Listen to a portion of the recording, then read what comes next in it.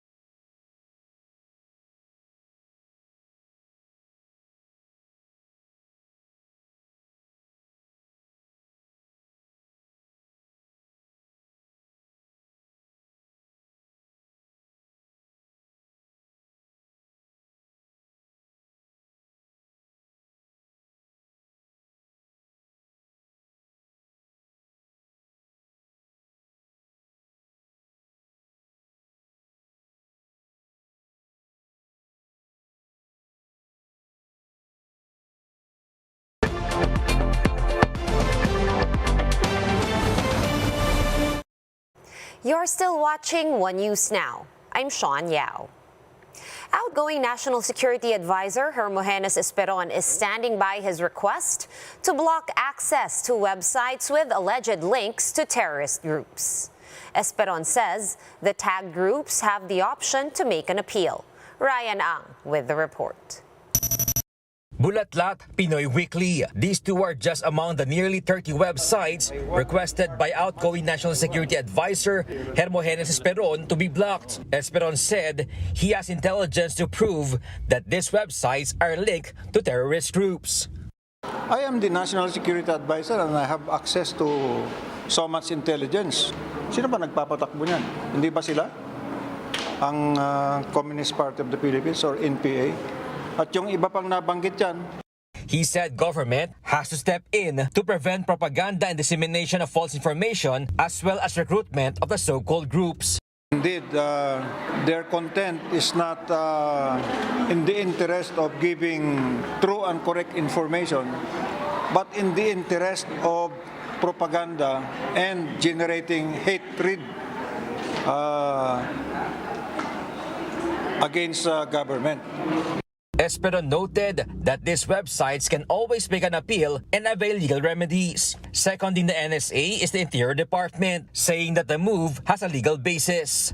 Ang ginamit po nating basihan dyan is yung Anti-Terrorism Act. Kasi maliwanag po dun sa Section 4 at sa iba pang mga provision ng Anti-Terrorism Act na kung ang anumang teroristang organisasyon ay yung kanilang mga kasulatan, yung kanilang mga propaganda ay lahat po ipinagbabawal at krimen. Legal counsel of Bulatlat, Attorney Josa de Inla, however, firmly denied their connection to CPP-NPA in 1PH sa totoo lang.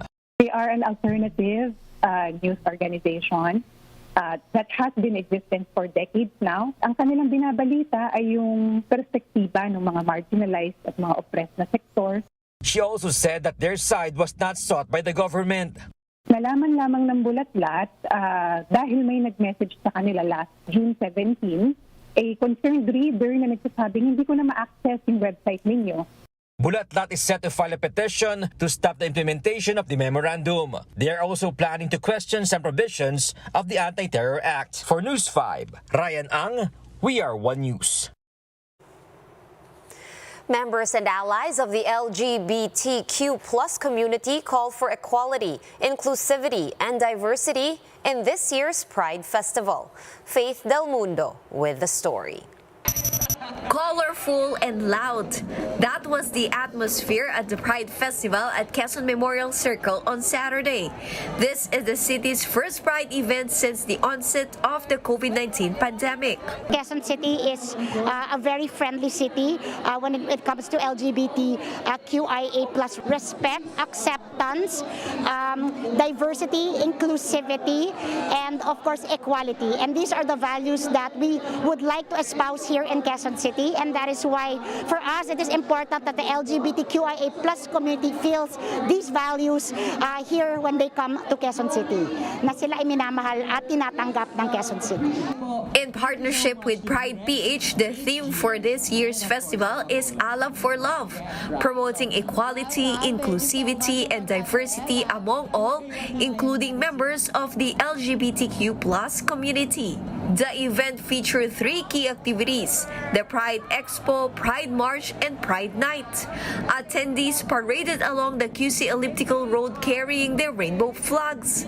Pride PH said it aims to foster a good relationship with the government and private sector to address various issues. Ang goal natin bukod sa i-celebrate ang Pride, nananawagan tayo sa national government na ipasa na ang Social Equality Bill. Kasi ito ay napinbin na sa Kongreso for more than 20 years. Recall that Quezon City is one of the first cities to have implemented the Gender Fair Ordinance. This is to ensure equality among all residents regardless of gender and protect them against discrimination.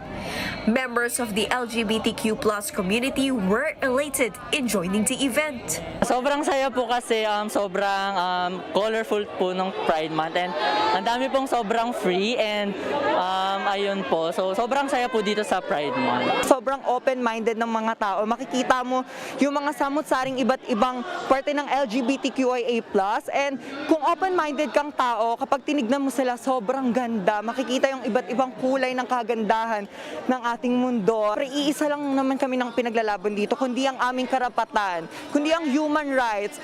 Lahat ipinaglalaban namin. Kung ano ng karapatan ng mga tao, kung anong karapatan nila, ay karapatan din namin mga parte ng LGBTQIA+.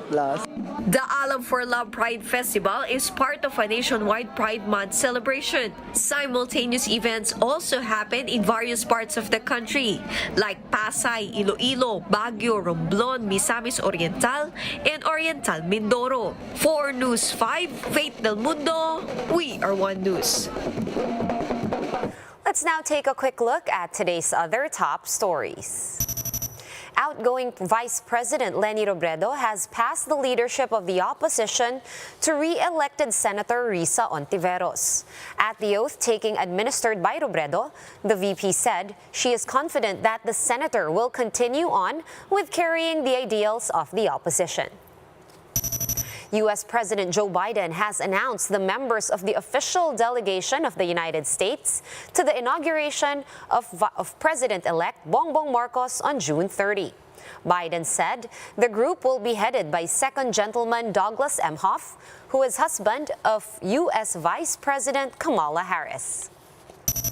And Philippine bet Fushia Ann Ravenna was named Miss International Queen 2022 on Saturday's coronation night in Thailand.